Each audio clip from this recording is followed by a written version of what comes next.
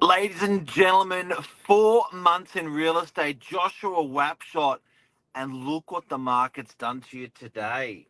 120 days as a real estate agent. You look like you're crying before. You got a cold, mate.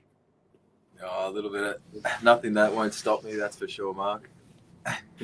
All right, guys, we're going to talk about the first 4 months of a real estate agent's life, starting in real estate. Joshua Wapshott.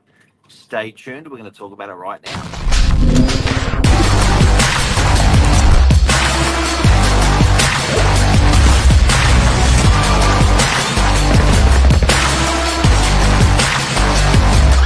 I'm the ringleader, so listen up. Boy, oh boy, Josh, you've had a wild ride in your start in real estate. I know. It's definitely I've been a roller coaster of emotions, but I've absolutely loved it, to be honest. So that's why you catch me in here on my days off. I love it down here at Novak. So, how old are you? So just recently turned 27. And what did you do before real estate? Before real estate, I've been in a few different fields. So I started off in luxury cars with my old man, into mortgage brokering, bit of share brokering, and then found myself in what I think is the perfect spot for me in the real estate game. And why real estate?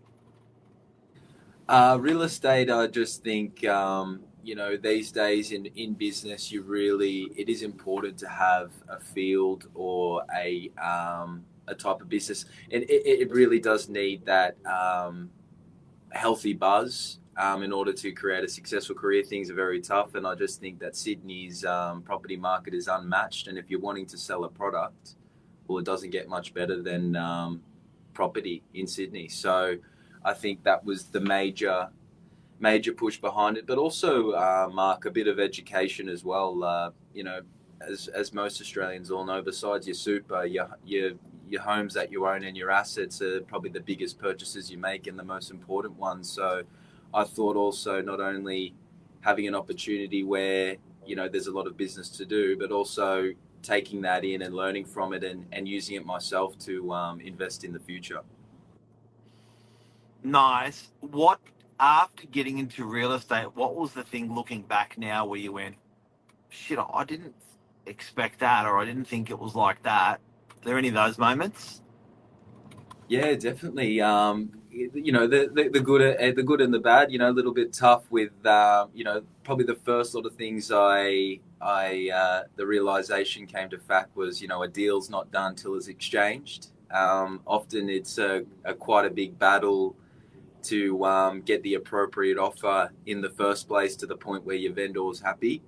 But then contracts, strata reports, and a bunch of other little things that you don't see coming can get in the way of those exchanges, and really until that exchange happens, all that work doesn't count for nothing until it exchanges, or if it does at all. So that was definitely a big learning curve. That don't take your foot off the pedal. Continue pushing until that property exchanges, and once that's done, then it's sold. Not with an offer accepted. What do the farmers say? Don't count your chickens before they hatch. Yeah, definitely so, because that one moment that you do take your foot off the pedal, and you're not pushing the deal, well, that's where things happen, where people get cold feet, or they find there's another property that they might be interested in looking at, or whatever it may be. So I think that's definitely been one of the biggest lesson coming out of it. Obviously, back in cars, mortgage brokering, a lot of the time, the process is either getting them approved, or cars. You could have someone buy a car from a showroom and take delivery in the same day. So I think that's definitely been the biggest difference in regards to the process of a sale. But yeah, no, I generally love going out, and because I've got the beauty of commercial and residential, you've got a really good mix of customers where, you're commercial, you've got your business like minds, investors, and, different businesses, whether it be dog grooming, some sort of trade, Bikram yoga. I mean, I've sort of been exposed to it all in this short time, and you make some great relationships and find out so much more than you normally would about certain businesses, which I find really interesting, given my background. And then obviously you go back over to residential, and it's where you really connect with people, and because it's a very emotionally charged transaction. So having the beauty of both and meeting plentiful new people, that's another big thing that I've really appreciated and liked in the real estate game. Mixing it up. So for people that don't know, Josh is doing commercial rentals, commercial sales, commercial industrial and retail, and residential listing and selling. So you've learned a lot in the last 4 months.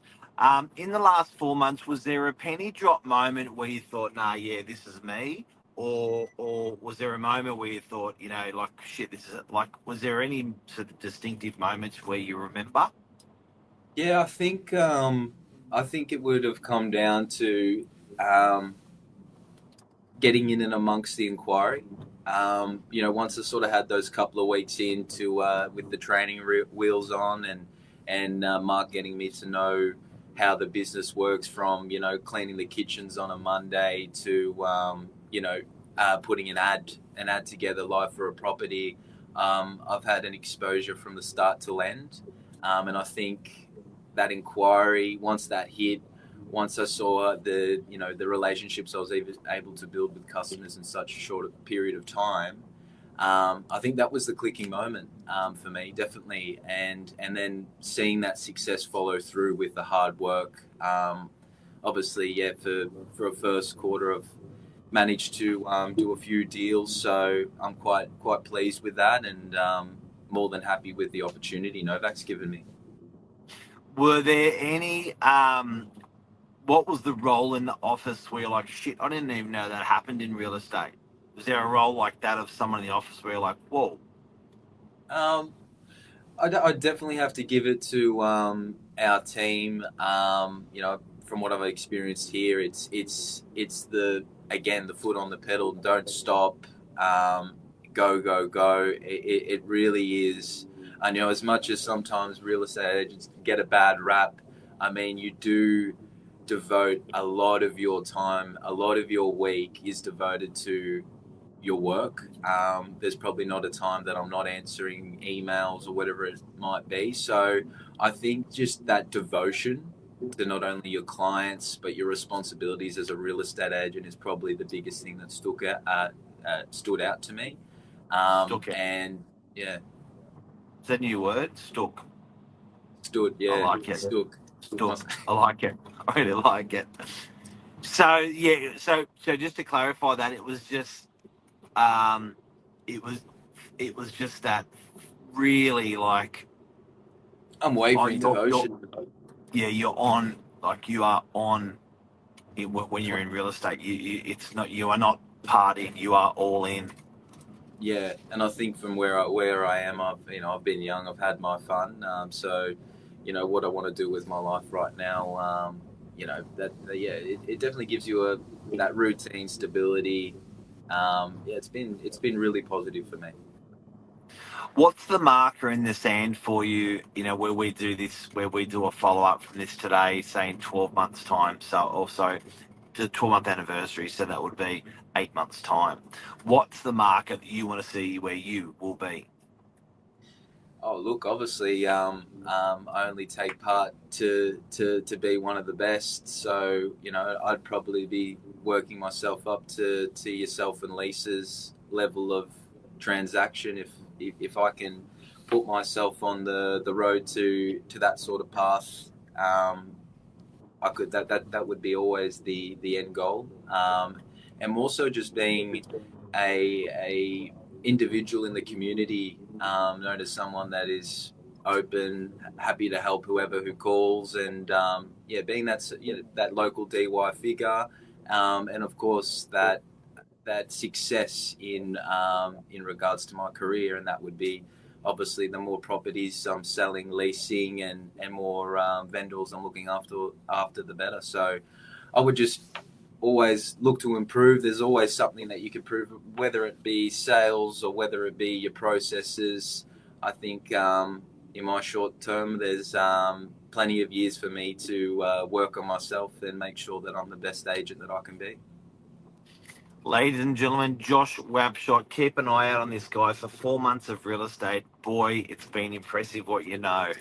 You've picked up a phenomenal amount, so I can't wait to see the next 4 months, if that's the last bloody 4 months. Keep an eye out on Josh's socials, Josh Wapshott. And buddy, thank you very much. Thank you, Mark. Thank you. It wouldn't have been possible without you. So thanks again. You're a legend. Take care, everyone. Have a great day. Thanks, Josh. See ya. Bye.